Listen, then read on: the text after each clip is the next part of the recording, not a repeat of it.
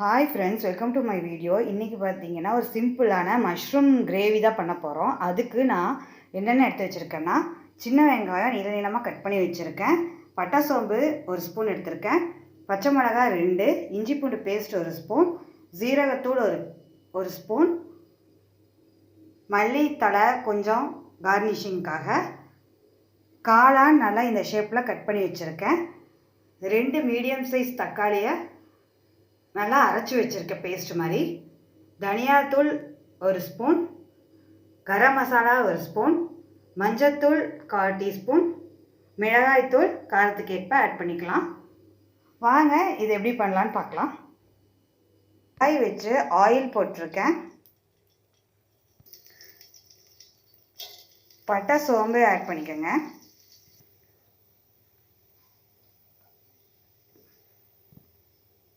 பட்டை சோம்பு நல்லா பொரிஞ்சிச்சு. இப்போ வெங்காயம் ஆட் பண்ணிக்கோங்க, வெங்காயம் ஆட் பண்ணி நல்லா கலந்துக்கோங்க.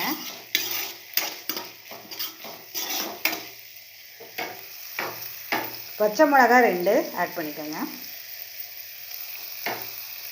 இஞ்சி பூண்டு பேஸ்ட் 1 ஸ்பூன் ஆட் பண்ணிக்கோங்க, நல்லா கலந்துக்கலாம்.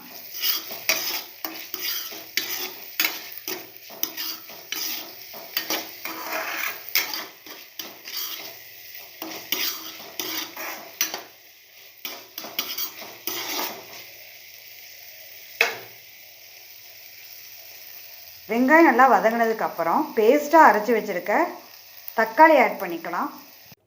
தக்காளி ஆட் பண்ணி நல்லா கலந்துருக்கேன். இப்போது மசாலாலாம் ஆட் பண்ணிக்கலாம். மஞ்சத்தூள் 1/4 டீஸ்பூன், மிளகாய்த்தூள் 2 டீஸ்பூன்,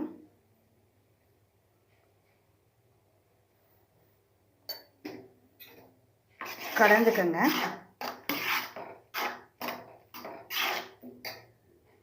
சீரகத்தூள் 1 டீஸ்பூன்,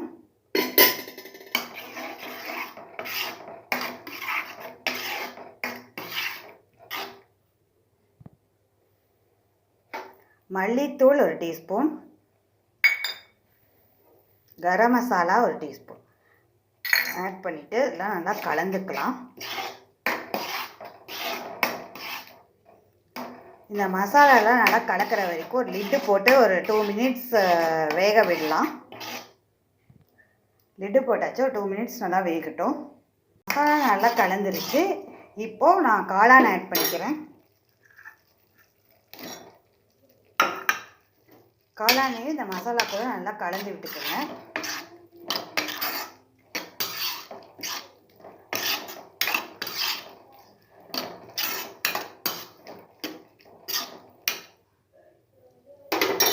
ஒரு 1/2 டம்ளர் மாதிரி தண்ணி ஆட் பண்ணிக்கோங்க.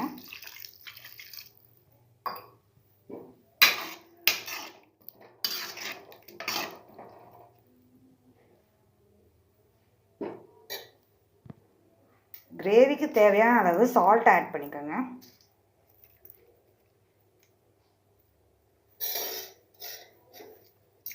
நல்லா கலந்துட்டு லிட்டு போட்டு ஒரு 3 மினிட்ஸ் நல்லா வேக விடலாம். கிரேவி நல்லா திக்காக வந்திருக்கு. இப்போது தேங்காயும் முந்திரி பருப்பு அரைச்ச பேஸ்ட் நான் இதில் ஆட் பண்ணிக்கிறேன். இது கிரேவிக்கு ஒரு ரிச்னஸ் தர்றதுக்காக நான் இந்த பேஸ்ட் ஆட் பண்ணுறேன். கிரேவிக்கு இது திக்னஸும் தரும், கூடவே நல்லா ரிச்சாகவும் இருக்கும் கிரேவி. ஆட் பண்ணிவிட்டு தேங்காய் சேர்த்துட்டு ஒரு 1 மினிட் நம்ம கொதிக்க விட்டால் போதும். ரொம்ப கொதிக்க வைக்க வேண்டியதில்லை. லிட்டு போட்டு கொதிக்க விடுங்க.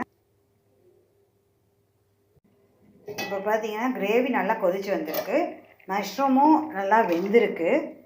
இப்போ நம்ம உப்பு காரம் செக் பண்ணிவிட்டு கொத்தமல்லி தழை தூவி நம்ம சர்விங் பவுலில் மாற்றிக்கலாம். ஒரு சிம்பிளான மஷ்ரூம் கிரேவி ஈஸியாக ரெடி ஆகிடுச்சுங்க. இப்போ பார்த்திங்கன்னா இது கலர்ஃபுல்லாக நல்லா அந்த கோகோனட் கேஷ்யூ நட் பேஸ்ட்டோட நல்லா ரிச்சாகவும் இருக்குது. இந்த கிரேவியை நீங்கள் ஒயிட் ரைஸ், தோசை, சப்பாத்தி எல்லாத்துக்கும் ஆட் பண்ணி சாப்பிட்லாம். இந்த டிஷ்ஷை நீங்களும் உங்கள் வீட்டில் ட்ரை பண்ணுவீங்கன்னு நினைக்கிறேன். தேங்க்ஸ் ஃபார் வாட்சிங் மை வீடியோ.